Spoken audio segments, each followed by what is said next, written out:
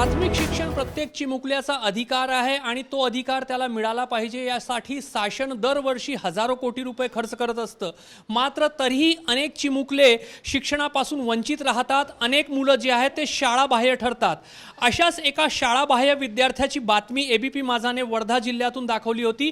प्रीतम पवार नावाचा हा चिमुकला जो आहे तो त्याची जुनी शाळा त्याला टीसी देत नाही म्हणून तो गेल्या 2 वर्षापासून शिक्षणापासून वंचित असल्याचा एक दुर्दैवी वास्तव एबीपी माझाने समोर आणलेला होता। आणि त्याच्यानंतर प्रीतमच्या त्या जुन्या शाळेनं चंद्रपूर जिल्ह्यातील ती आश्रमशाळा होती त्यांनी 2 वर्षापासून त्याला न दिलेली जी टीसी आहे ती त्याला घरी आणून दिली आणि त्याच्यानंतर आता वर्धा जिल्ह्यातील सेलू शेकापूर येथील आश्रम जिल्हा परिषदेच्या शाळेमध्ये प्रीतमचा शिक्षण जो आहे तो पूर्ववत सुरू झालेला आहे। त्यामुळे 2 वर्षापासून खंडित झालेला शिक्षणाचा प्रीतमचा प्रवाह जो आहे तो आता पुन्हा सुरू झालेला आहे। प्रीतम, रोज शाळेत येतो तू? हो। किती वाजता येतो आणि शाळेत बरं वाटते का तुला? हो वाटते। चांगला वाटते शाळेत? हो। आता रोज येणार शाळेमध्ये की काय पुन्हा गावामध्येच असं इकडे तिकडे फिरत राहणार की रोज शाळेत येणार? रोज शाळेत ना। रोज। शिकायला आवडते? हो। तर प्रीतम याला बऱ्यापैकी त्याच्यासोबत काय घडलेलं होतं हे कदाचित माहीत नसेल, मात्र त्याचा शिक्षणाचा प्रवाह जो आहे तो पुन्हा सुरू झालेला आहे।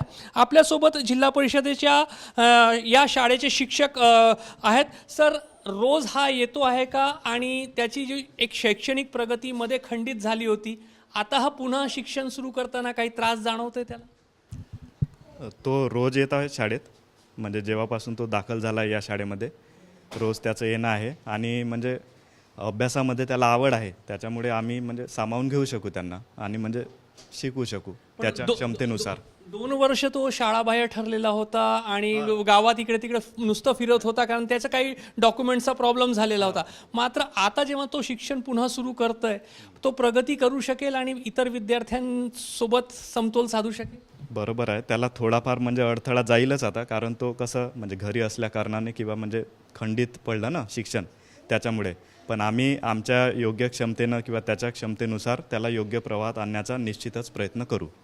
आता त्याला कुठल्या वर्गात प्रवेश मिळालेला आहे? आता सध्या तो 3री आहे आणि आता म्हणजे एक्झाम चालूच आहे। 11 एप्रिल ते 22 एप्रिलपर्यंत एक्झाम आहे शिक्षण विभागाच्या। त्याच्यानंतर तो म्हणजे आता 20 दिवसामध्ये तो 4थ्या वर्गात जाईल। म्हणजे परीक्षेत तो यंदा तिसऱ्या वर्गाच्या परीक्षेत सम्मिलित होणार? तो परीक्षा देईल, ही जे आहे ते परीक्षा देईल तो 3ऱ्या वर्गाची। तर एका विद्यार्थ्याचा शिक्षणाचा प्रवास खंडित झाला होता। एक प्रातिनिधिक तो उदाहरण होता की कशा पद्धतीने छोट्या छोट्या गोष्टींसाठी क्षुल्लक कारणासाठी प्रशासनिक अडचण निर्माण केली जाते आणि अशा पद्धतीने प्रीतम सारख्या विद्यार्थ्यांचा जो शिक्षण आहे त्याच्यामध्ये खंड पाडला जातो। मात्र एबीपी माझाने प्रयत्न केले आणि जी शाळा होती ज्यांनी त्याची टीसी जी आहे ती देण्यास नकार दिलेला होता त्या शाळेलाही जाग आली, काहीशी त्यांना लाज वाटली आणि त्याच्यानंतर त्यांनी 2 वर्षापासून न दिलेली टीसी प्रीतमच्या घरी आणून दिली आणि आता प्रीतमचा पुन्हा नियमानुसार रीतसर शिक्षणाचा जो प्रवाह आहे तो पुन्हा सुरू झालेला आहे। नक्कीच एक सकारात्मक बाब आहे आणि समाधान देणारी बाब आहे। कॅमेरामॅन अतुल हिरडेसह रजत वशिष्ठ, एबीपी माझा, सेलू शेकापूर, वर्धा।